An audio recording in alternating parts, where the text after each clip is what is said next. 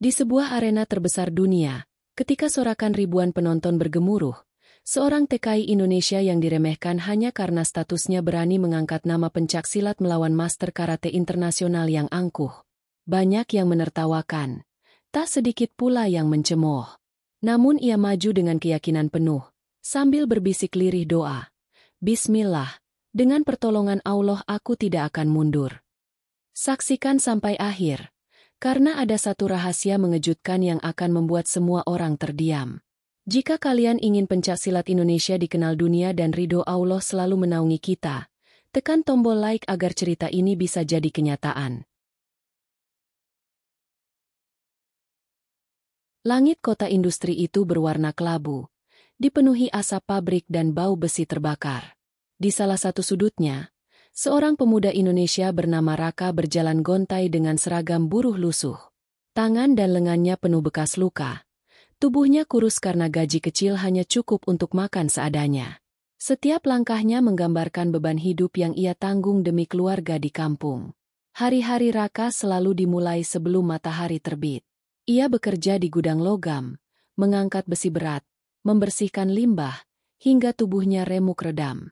Rekan kerja asing sering memperlakukannya dengan kasar. TKI kampungan, begitu mereka mengejek. Namun Raka hanya menunduk, menahan amarah, dan mengingat wajah ibunya yang menua di desa. Setiap hinaan ia telan, setiap lelah ia tahan, sebab ia tahu ada mulut-mulut kecil adiknya yang menunggu kiriman uang darinya. Meski penampilannya sederhana, ada sesuatu yang berbeda dari sorot mata Raka. Dalam dirinya mengalir warisan darah silat Nusantara. Sejak kecil di tanah Jawa, ia dilatih keras oleh ayahnya yang seorang pendekar pencak silat. Di halaman rumah bambu, di bawah cahaya lampu minyak, ia berulang kali jatuh bangun, ditempa dengan jurus-jurus dasar. Ayahnya sering berucap, "Raka, ingatlah, silat bukan sekadar pukulan. Silat adalah kehormatan, harga diri, dan pengabdian kepada Allah." Kata-kata itu tertanam dalam sanubarinya, meski kini ia jauh dari tanah kelahiran. Namun kehidupan sebagai TKI membuatnya seperti terasing dari jati diri. Ia jarang memperlihatkan kemampuan silatnya. Malam-malam sepi ia habiskan di kamar sempit kontrakannya. Hanya selembar kasur tipis dan dinding lembab yang menemaninya. Di pojok kamar, ada sebilah kayu usang yang selalu ia gunakan untuk berlatih kuda-kuda. Setiap gerakan ia ulang perlahan, diiringi doa lirih, agar dirinya tidak melupakan jati diri sebagai anak bangsa. Ketika lelah menumpuk, Raka sering menatap keluar jendela, memandang langit malam yang dipenuhi lampu kota asing. Dalam bisikannya ia berkata, "Ya Allah, beri aku kekuatan. Jangan biarkan aku hanyut di negeri orang. Jangan biarkan aku lupa siapa aku." Air matanya jatuh, namun segera ia hapus. Sebab baginya, tangisan bukanlah kelemahan, melainkan cara melepas rindu kepada tanah air dan keluarga. Setiap akhir pekan, ia berkumpul dengan sesama TKI di lapangan kosong pinggiran kota. Mereka bercengkerama, melepas penat, dan kadang meminta Raka untuk menunjukkan jurus silatnya. Awalnya ia enggan, namun saat tubuhnya mulai bergerak, semua mata terpaku. Gerakannya luwes, tatapannya tajam, dan setiap langkah kuda-kuda seolah menghantarkan aura kewibawaan. Rekannya bersorak kagum, tapi Raka hanya tersenyum kecil. "Ini bukan untuk pamer," katanya pelan. "Ini adalah amanah. Jurus ini bukan milikku, tapi warisan leluhur yang harus dijaga." Dalam kesepian malam itu, di balik statusnya yang diremehkan sebagai buruh kasar, jiwa pendekar Raka tetap menyala. Tekanan hidup tidak mampu memadamkan bara keyakinannya. Meski banyak yang menatapnya rendah, ia tahu suatu saat nanti kesempatan akan datang, dan ia harus siap. Siap membuktikan bahwa pencak silat Indonesia bukan hanya sekadar tarian, melainkan seni bela diri yang lahir dari doa, tanah, dan darah perjuangan. Saat itu, ia tidak pernah menduga bahwa perjalanan hidupnya akan segera berubah. Bahwa dari gudang berdebu, ia akan melangkah menuju sebuah arena raksasa, tempat ribuan mata menantinya. Namun sebelum semua itu terjadi, Raka harus menjalani hari-hari getirnya terlebih dahulu, sembari menguatkan hati bahwa takdirnya telah digariskan oleh Allah. Malam itu setelah pulang dari gudang, Raka duduk di kamar sempitnya.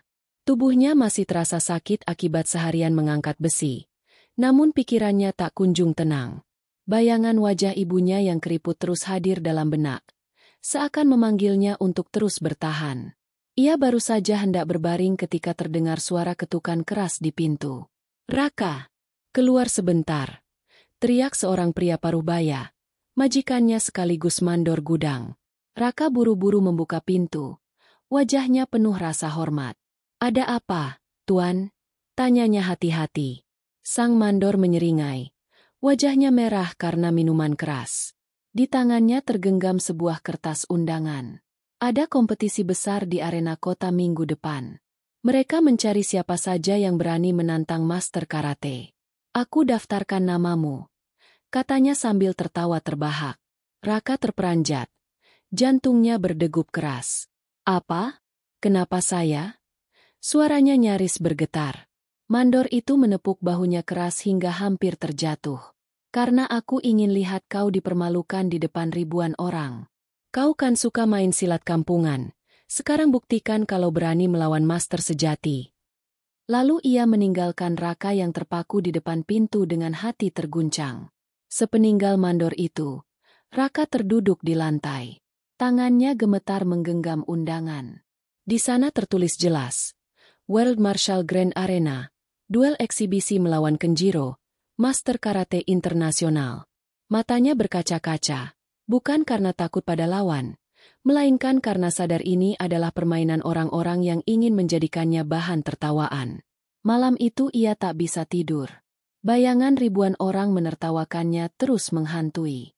Ia tahu, jika maju ke arena, hidupnya bisa hancur. Namun di satu sisi, ada bisikan halus dalam hatinya. "Inilah saatmu, Raka. Jangan takut.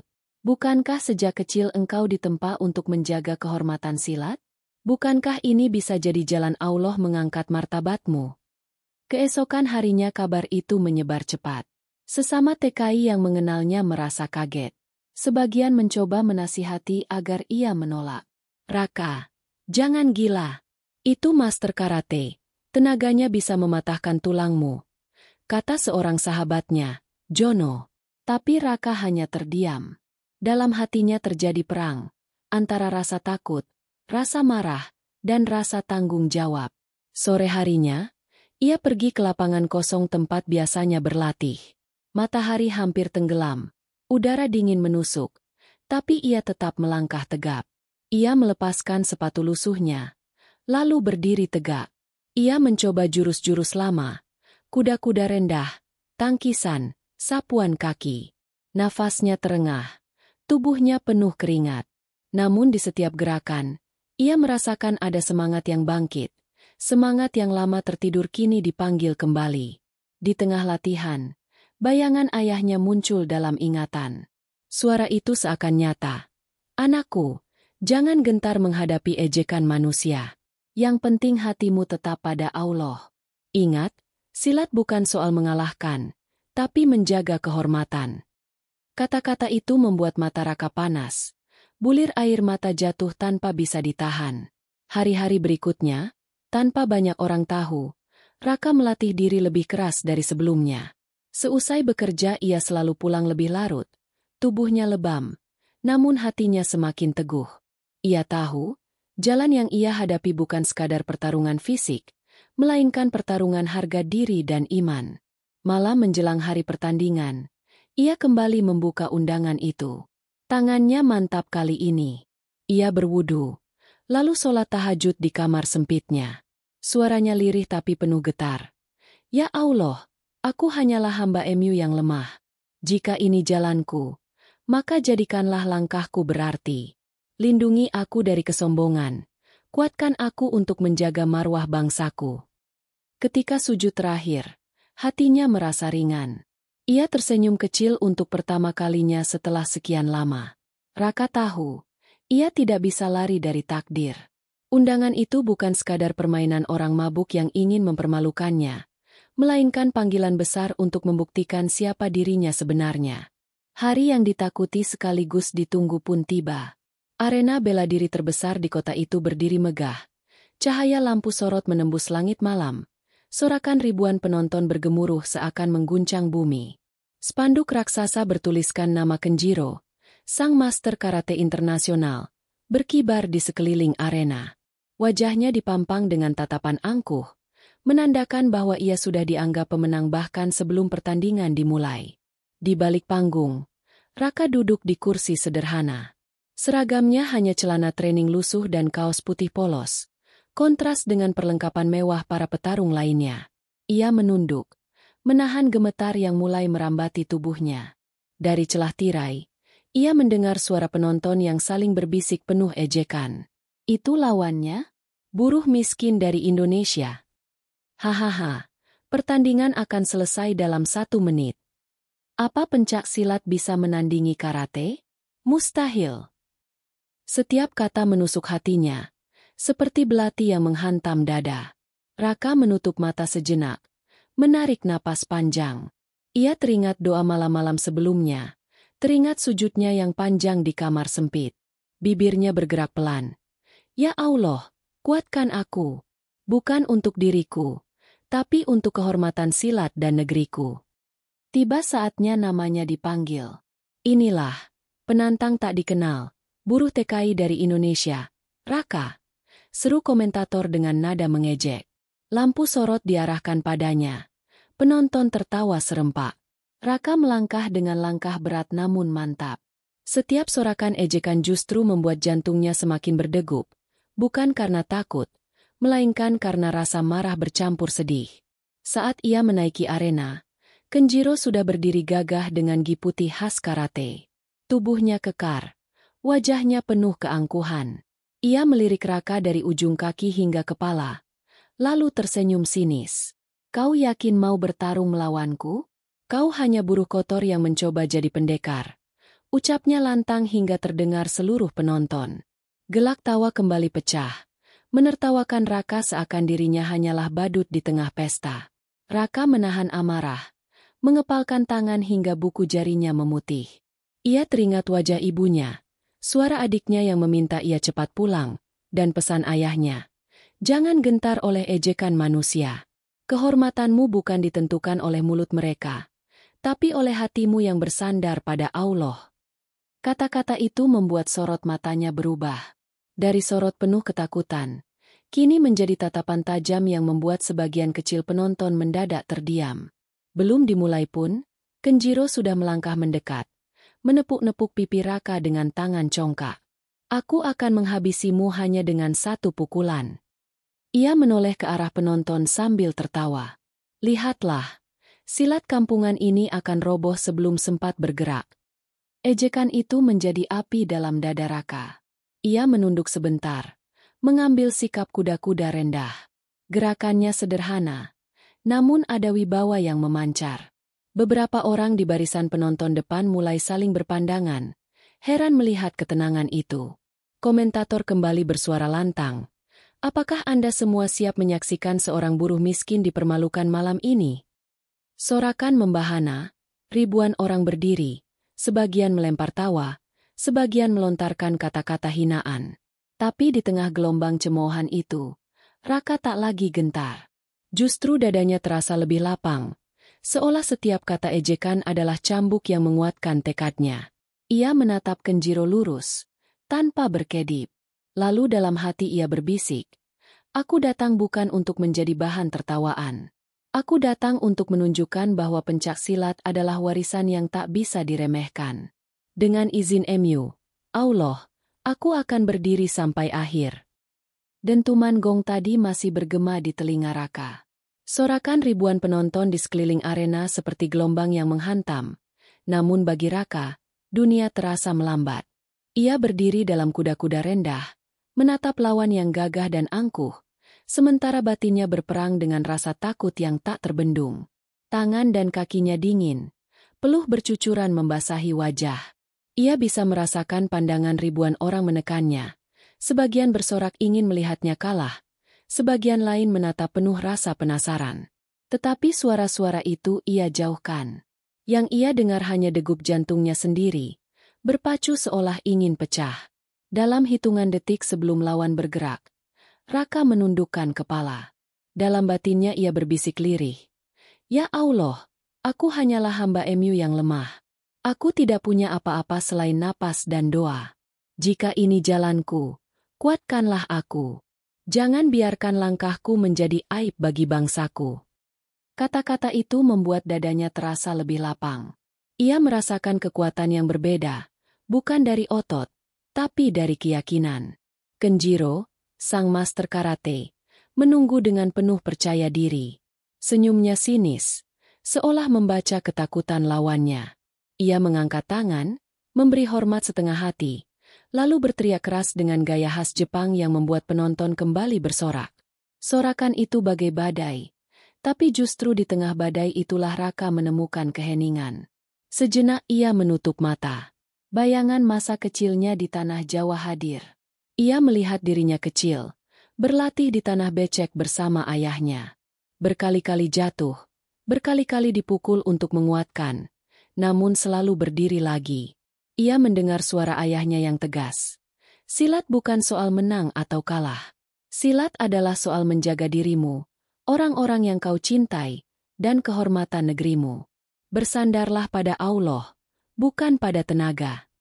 Air mata hampir menetes, namun ia tahan. Di hadapan ribuan orang, ia tidak boleh goyah. Ia mengusap keringat di wajahnya, lalu mengambil sikap kuda-kuda lebih mantap. Setiap gerakan ia lakukan pelan, penuh ketenangan, hingga sebagian penonton mulai heran melihat aura yang dipancarkannya. Sementara itu, di kursi penonton, sahabat-sahabat TKI yang mengenalnya menunduk cemas. Mereka tahu Raka tidak main-main kali ini. Salah satu dari mereka, Jono, menggenggam erat bendera kecil merah putih yang ia bawa. Ia berbisik sendiri. Bertahanlah, Raka. Kami tahu kau bukan sekadar buruh.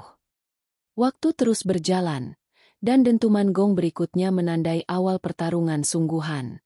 Kenjiro mulai melangkah, tubuhnya tegap, sorot matanya penuh keyakinan akan kemenangan. Ia berteriak keras, menyalurkan tenaga ke dalam jurus pembukanya.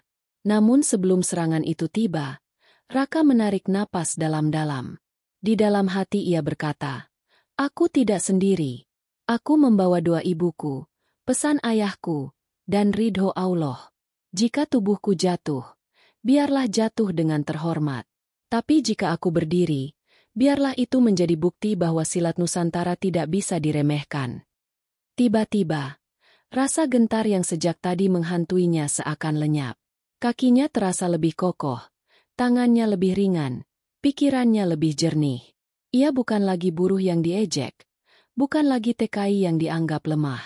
Ia adalah anak bangsa yang memikul warisan besar. Arena yang semula bergemuruh kini seakan sunyi bagi Raka. Ia bisa mendengar detak jarum waktu, bisa merasakan denyut nadi di tubuhnya, dan bisa merasakan tatapan seluruh dunia padanya. Namun semua itu tidak membuatnya goyah. Gong berbunyi keras, seolah membelah udara. Sorakan penonton langsung meledak. Ribuan suara bergemuruh, menuntut tontonan yang mereka anggap hanya akan berakhir dalam hitungan detik. Di tengah arena, Raka berdiri dalam kuda-kuda rendah. Tubuhnya kaku menahan detak jantung yang begitu cepat. Matanya tajam menatap Kenjiro, meski bayangan rasa gentar masih berusaha merayap di sudut hatinya. Kenjiro bergerak lebih dulu. Tubuh kekarnya melesat bagai kilat, langkahnya terukur. Setiap ototnya memancarkan keyakinan akan kemenangan. Dengan teriakan lantang ia mengarahkan pukulan lurus ke dada Raka. Belum sempat berpikir panjang, Raka hanya mampu menangkis seadanya. Dentuman keras terdengar saat lengan Raka menerima hantaman itu. Tubuhnya langsung terhempas ke belakang, membentur lantai arena dengan keras. Penonton bersorak histeris. "Hahaha, sudah kubilang, satu pukulan saja cukup," teriak sebagian penonton sambil berdiri. Beberapa bahkan melambaikan tangan ke arah Raka dengan wajah mengejek, seolah pertunjukan yang mereka tunggu sudah selesai. Raka meringis. Dadanya terasa sesak, lengannya nyeri hebat, dan nafasnya tersengal. Namun ia memaksa tubuhnya untuk bangkit. Lututnya bergetar, Keringat bercampur darah mulai membasahi wajah. Dalam hatinya ia berteriak, "Aku tidak boleh jatuh begitu saja. Aku bukan badut mereka. Aku anak dari tanah Jawa. Aku membawa marwah bangsaku." Kenjiro tersenyum congkak, melangkah pelan mendekati Raka. "Lihat, kau bahkan tak bisa menahan serangan pertamaku. Pulanglah sebelum tulangmu hancur," katanya sambil menunjuk pintu keluar arena. Suaranya terdengar jelas melalui mikrofon, membuat ejekan penonton semakin menjadi-jadi. Namun di tengah riuhnya cemoohan itu, Raka justru menunduk. Ia menarik napas dalam-dalam, mencoba menguasai dirinya. Dalam hatinya ia memanggil, "Ya Allah, jangan biarkan aku runtuh. Jika harus terluka, biarlah, asalkan aku bisa berdiri menjaga silat ini." Ketika kalimat itu selesai ia ucapkan, seolah ada kekuatan kecil yang merambati tubuhnya. Rasa sakit itu tetap ada, tapi hatinya menjadi lebih tenang. Kenjiro kembali menyerang. Kali ini dengan tendangan melayang yang diarahkan ke kepala. Raka berusaha menghindar, tapi gerakannya masih terlambat. Tendangan itu mengenai bahunya, membuat tubuhnya kembali terhempas. Sorakan penonton kembali membahana. Sebagian sudah berdiri melambaikan tangan, yakin pertandingan akan berakhir dalam hitungan menit. Raka tergeletak di lantai. Matanya menatap ke atas. Cahaya lampu sorot membutakan pandangannya. Di telinganya samar-samar terdengar suara penonton. Namun di balik semua itu ia mendengar suara lain. Suara ayahnya yang seakan hadir kembali. "Bangkit, Raka. Kau boleh jatuh berkali-kali, tapi kau tidak boleh menyerah.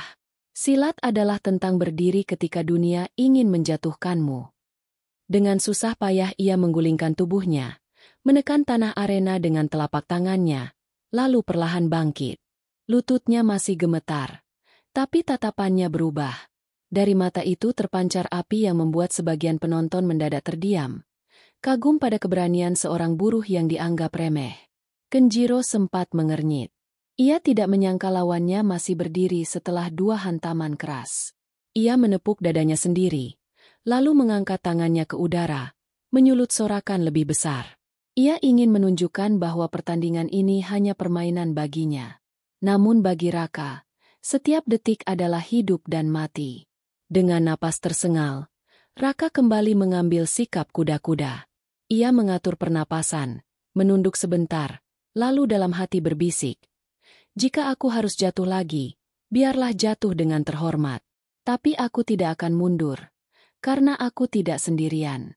Ada doaku, ada bangsaku, dan ada Engkau, Allah." Sorakan penonton kembali menggema, menanti serangan berikutnya. Arena itu mendidih. Namun di hati Raka justru tercipta keheningan. Ia siap menerima apapun yang akan datang, meski tubuhnya sudah penuh luka. Arena masih bergemuruh. Penonton yakin pertandingan tinggal menunggu detik terakhir, sebab tubuh Raka sudah dipenuhi luka dan darah. Namun, di tengah sorakan dan cemoohan, sosok itu kembali berdiri. Tubuhnya memang goyah, lututnya gemetar, tapi ada api lain yang menyala di sorot matanya. Sorot itu berbeda dari sebelumnya, lebih tajam, lebih tegas, seperti mata seorang singa yang tak lagi bisa ditundukkan. Kenjiro mendengus kesal. Ia mengangkat kedua tangannya, memancing penonton bersorak lebih keras. "Bangkitlah lagi, buruh. Aku akan menjatuhkanmu untuk ketiga kalinya. Dan setelah itu kau tidak akan bisa berdiri lagi," teriaknya lantang. Penonton membalas dengan sorakan liar, menuntut tontonan yang brutal. Raka menunduk sejenak, menarik napas panjang. Nafas itu berat, namun ia hembuskan dengan tenang, seperti sedang melepaskan beban dari dadanya. Lalu ia menggeser langkah, kaki kanannya mantap menapak, tangan kirinya terentang, tangan kanan menekuk di dada. Sebuah kuda-kuda rendah khas pencak silat ia tunjukkan, sederhana tapi penuh wibawa. Beberapa penonton terdiam sejenak. Mereka asing dengan gaya itu, namun bisa merasakan aura berbeda yang terpancar. Seakan Raka bukan lagi buruh miskin yang dipermainkan, melainkan seorang pendekar yang baru saja menyalakan jati dirinya. Kenjiro menyerang lagi, kali ini dengan gerakan cepat. Pukulan beruntun yang diarahkan ke wajah dan dada. Tapi kali ini Raka tidak lagi terpukul begitu saja. Dengan tenang ia memutar tubuh, menepis serangan itu dengan gerakan ringan namun tepat sasaran. Setiap tangkisan bukan hanya menahan, melainkan mengalihkan tenaga lawan. Penonton terkesiap, karena tubuh Raka yang semula goyah kini tampak lebih luwes. Apa ini? Gumam salah seorang penonton di barisan depan. Gerakannya berbeda. Raka melangkah maju, kaki kanannya menyapu tanah. Lalu dengan satu gerakan ia menjatuhkan tubuh rendah, menghindari pukulan Kenjiro, dan membalas dengan tendangan sapuan. Tubuh Kenjiro nyaris kehilangan keseimbangan, meski ia cepat menahan dengan kekuatan ototnya. Sorakan berubah menjadi pekikan terkejut. Raka berdiri kembali, tatapannya lurus. Nafasnya berat, tapi dalam hatinya ia berbisik. Ini bukan tenagaku semata. Ini adalah nafas Nusantara. Dengan izin MU, Allah, aku akan bertahan. Kenjiro tampak geram. Ia tak menyangka serangannya bisa ditangkis oleh buruh yang dianggapnya lemah. Ia kembali menyerang dengan tendangan keras yang diarahkan ke kepala. Raka menurunkan tubuh, lalu dengan gerakan mengalir ia memutar tangan, menangkap pergelangan kaki lawan, dan menghentakkannya ke samping. Kenjiro terhuyung. Penonton berteriak serentak. Kali ini bukan ejekan, tapi kekagetan. Sorak-sorai mulai berubah warna. Ada yang masih menertawakan, tapi sebagian besar mulai terpaku menyaksikan setiap gerakan Raka. Mereka melihat keanggunan yang bercampur kekuatan, sebuah seni bela diri yang tidak hanya mengandalkan otot, melainkan ketepatan, kepekaan, dan keselarasan. Raka sendiri masih merasakan sakit di sekujur tubuh, tapi rasa sakit itu kini berubah menjadi bahan bakar. Setiap perih, setiap luka, seolah melebur dalam semangatnya. Ia merasakan dirinya bukan hanya seorang buruh di negeri asing, melainkan pewaris jurus-jurus luhur yang dititipkan sejak kecil. Kenjiro mencoba lagi, kali ini dengan teknik kombinasi. Pukulan cepat diiringi tendangan melayang. Raka tidak panik. Ia berputar ke samping, menunduk rendah, lalu meluncurkan jurus kembangan yang ia pelajari dari ayahnya. Gerakan tangan dan kakinya seperti tarian. Namun dalam satu hentakan ia berhasil menepis tendangan lawan sekaligus mengunci posisinya. Penonton berdiri, berteriak lebih keras. Tidak mungkin. Bagaimana mungkin buruh itu bisa menahan jurus Kenjiro? Seru komentator dengan nada terkejut. Raka hanya menatap lawannya dengan dingin. Napasnya memburu, wajahnya dipenuhi peluh, tapi hatinya tenang. Dalam batinnya ia berucap, "Ya Allah, ini bukan tentang aku. Ini tentang menunjukkan bahwa warisan MU yang dititipkan lewat leluhurku tidak bisa diremehkan." Arena yang tadinya penuh dengan gelak tawa kini berubah menjadi panggung hening yang menegangkan. Ribuan pasang mata terpaku pada sosok kurus berseragam lusuh itu. Seorang TKI yang semula mereka kira hanya akan jadi bahan olok-olok. Raka berdiri tegap, nafasnya memburu, wajahnya berlumuran darah dan keringat. Namun kuda-kudanya semakin mantap. Dari tatapan matanya terpancar api yang sulit dipadamkan. Kenjiro, yang sejak awal begitu angkuh, mulai kehilangan senyum congkaknya. Wajahnya menegang, otot-otot lengannya bergetar karena amarah. Ia tidak terima ada orang yang dianggap rendah, mampu menepis jurus-jurusnya. Dengan suara lantang ia berteriak, "Kau beruntung saja. Aku akan menghabisimu sekarang juga." Dengan cepat, Kenjiro meluncur maju. Ia menggunakan teknik kombinasi khas karate. Pukulan beruntun disertai tendangan melayang yang diarahkan langsung ke kepala. Gerakannya keras, penuh tenaga, hingga suara angin terdengar tajam. Penonton bersorak, yakin kali ini Raka akan tumbang. Namun Raka tidak mundur. Ia menunduk rendah, tubuhnya meluncur ke samping, dan dengan gerakan halus ia menghindari serangan itu. Dalam sekejap, tangannya menangkis dengan teknik tangkisan luar, lalu kaki kanannya menyapu tanah, menjatuhkan tubuh lawan ke samping. Kenjiro terhuyung, hampir kehilangan keseimbangan. Penonton terpekik kaget. Sorakan berubah warna. Dari ejekan kini menjadi teriakan takjub. "Astaga! Buruh itu benar-benar melawan," seru seseorang. Ada pula yang mulai bersorak untuk Raka.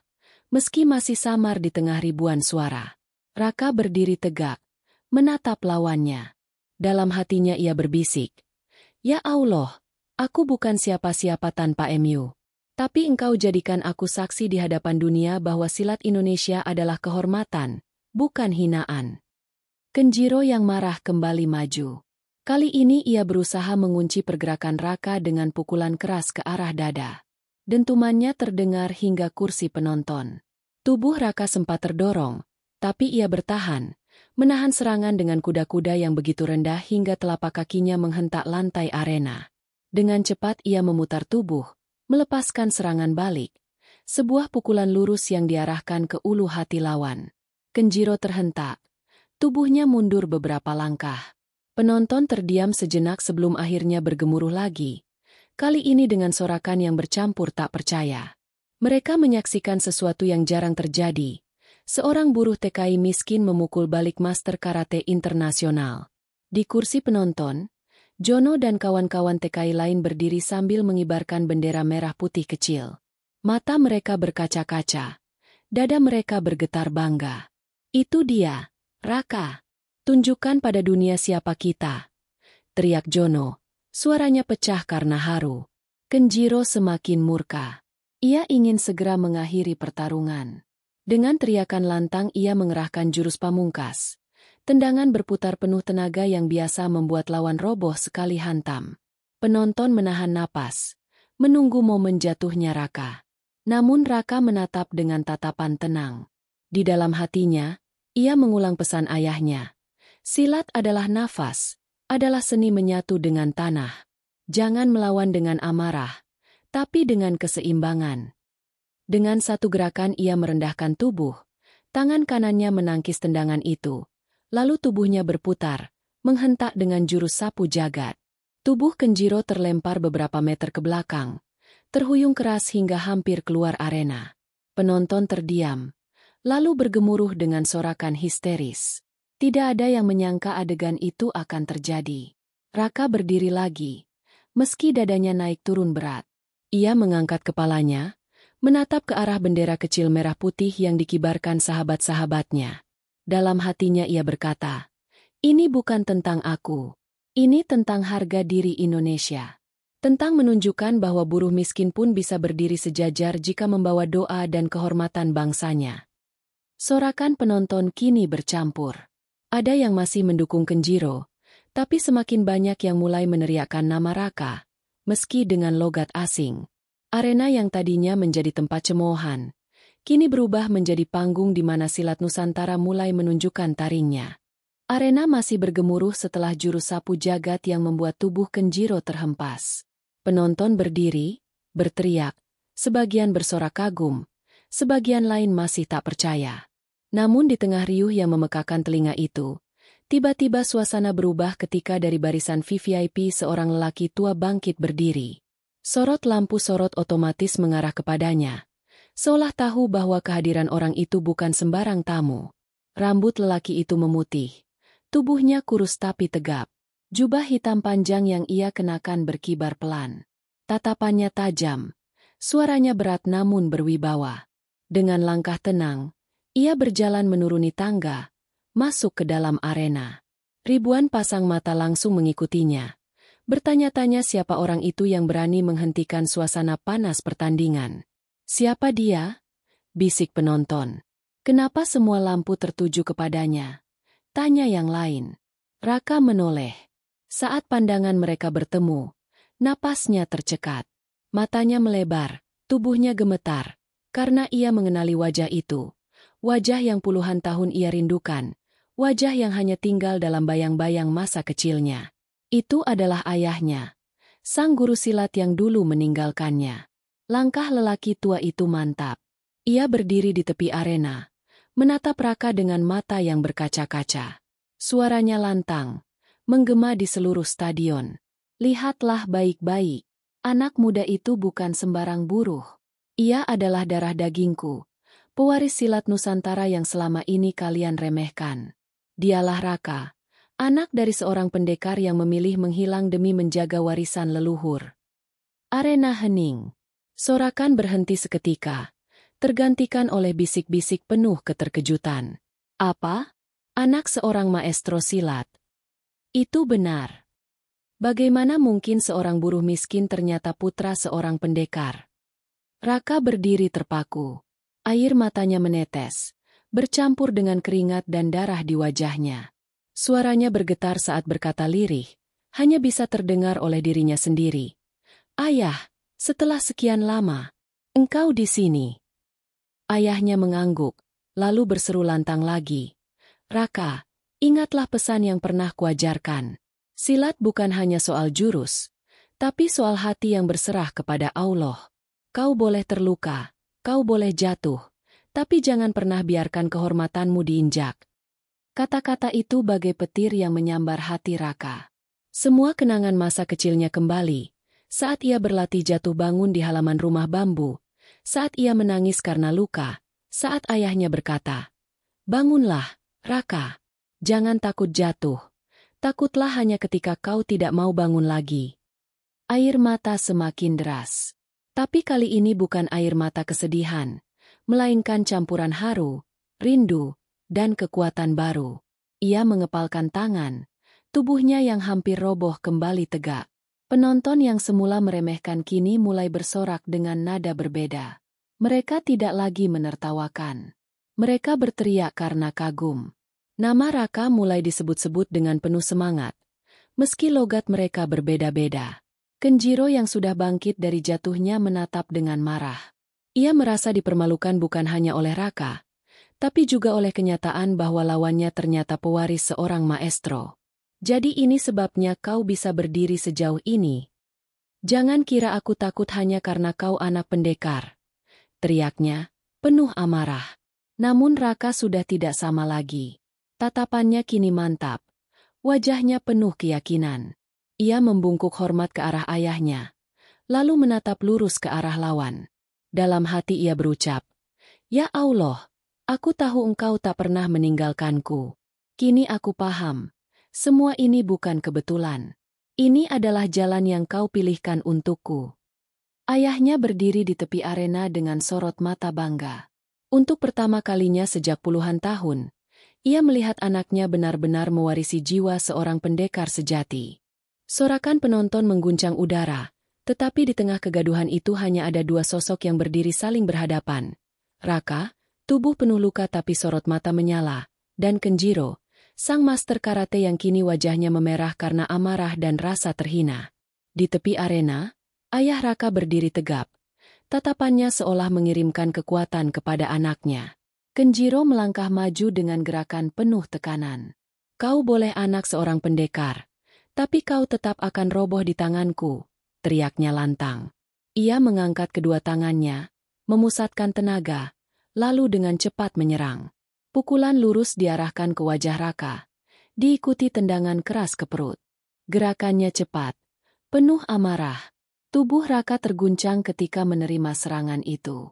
Rasa sakit menghantam seluruh syarafnya. Darah mengalir dari sudut bibirnya. Penonton menahan napas. Yakin kali ini ia akan tumbang.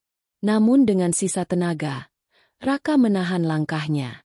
Ia menarik napas panjang, lalu menurunkan tubuh ke kuda-kuda rendah, menangkis serangan berikutnya dengan gerakan khas pencak silat yang luwes. Tepuk tangan dan teriakan mulai bercampur. Ada yang tetap mendukung Kenjiro, tapi semakin banyak yang bersorak memanggil nama Raka. Suara-suara itu bergemuruh, memberi energi yang mengalir ke tubuhnya yang hampir roboh. Kenjiro tak berhenti. Ia melancarkan serangan bertubi-tubi, pukulan, tendangan, kuncian. Namun setiap kali, Raka menemukan celah untuk bertahan. Kadang tubuhnya terhantam dan terhempas, kadang ia terjatuh dan terkapar, tapi selalu saja ia bangkit lagi. Luka makin banyak, nafas makin berat, namun sorot matanya tetap menyala. Dalam hati ia berbisik, "Ya Allah, aku tahu tubuhku lemah. Aku tahu tenaga ini hampir habis. Tapi jangan biarkan aku menyerah. Biarkan aku berdiri sampai detik terakhir demi kehormatan silat dan negeriku." Doa itu membuatnya kembali tegak, meski darah menetes membasahi arena. Kenjiro, yang mulai frustrasi, berteriak marah. Ia mengerahkan seluruh tenaganya untuk serangan pamungkas. Tendangan berputar yang dikenal mampu menjatuhkan lawan sekali hantam. Penonton bersorak menunggu akhir. Lampu sorot mengikuti gerakan tubuhnya yang melayang di udara. Namun Raka yang setengah roboh tiba-tiba menatap dengan tatapan penuh keyakinan. Ia menunduk rendah, tubuhnya berputar lentur, dan dalam sekejap ia menangkis tendangan itu dengan teknik sapuan tanah. Gerakannya sederhana, namun tepat dan penuh tenaga batin. Tubuh Kenjiro oleng, hampir kehilangan keseimbangan. Penonton berteriak kaget. Sebagian bangkit dari kursinya. Raka tidak berhenti. Dengan napas tersengal ia melanjutkan jurus warisan ayahnya, serangan beruntun naga. Tangannya bergerak cepat. Satu menghantam dada, satu lagi menahan lengan lawan. Lalu kakinya menghentak ke tanah, mengalirkan tenaga penuh. Benturan keras terdengar. Kenjiro terhuyung jauh ke belakang. Tubuhnya hampir terlempar keluar arena. Penonton terdiam sejenak. Lalu ledakan sorakan bergema memenuhi stadion. Mereka menyaksikan duel yang bukan sekadar pertarungan otot, melainkan pertarungan harga diri, iman, dan kehormatan.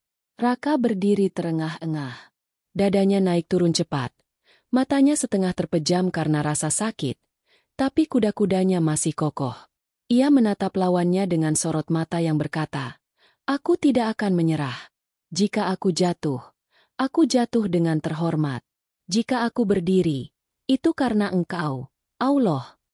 Di tepi arena, ayahnya menatap dengan mata berkaca-kaca. Ia berbisik lirih, seakan hanya didengar oleh dirinya sendiri. "Itulah anakku. Itulah jiwa silat sejati.